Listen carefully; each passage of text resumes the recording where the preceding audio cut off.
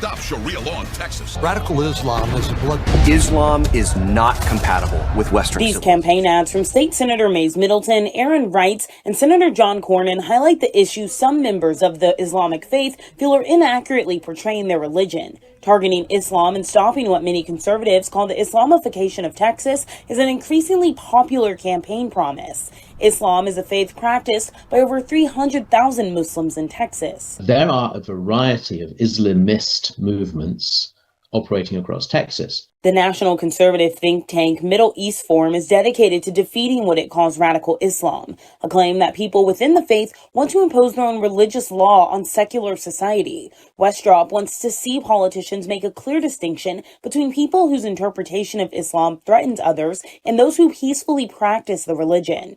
There is still a dangerous impact on the Muslim community, according to Smiha Rizvi, a policy and advocacy coordinator for the Texas chapter of the Council on American Islamic Relations, or CARE. In November, Governor Greg Abbott designated CARE as a foreign terrorist organization. At this point, Islam, extremists, etc., have been conflated with one another.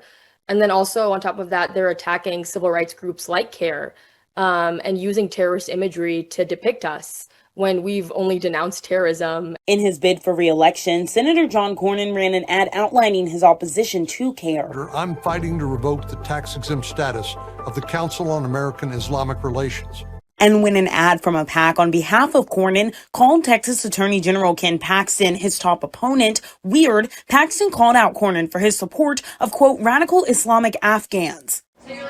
Candidates in the race to replace Paxton as Texas Attorney General are using similar rhetoric. Austin Congressman Chip Roy said he would use the office to defend Texas from, quote, Islamist extremist networks. This is a coordinated political effort to Islamify Texas, and you've got to say it. Westrop describes the scrutiny of the religion as protecting taxpayers from funding something that could harm them. Really working to limit the influence and effect of Islamist groups, and certainly making sure that public monies doesn't subsidize their extremism. According to the Pew Research Center, 42% of Muslim U.S. voters identify with the Republican Party.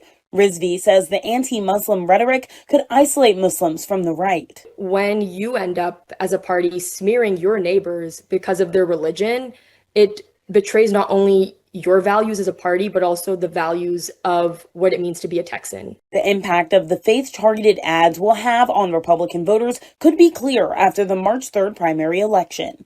In Austin, Aaron Davis, Spectrum News.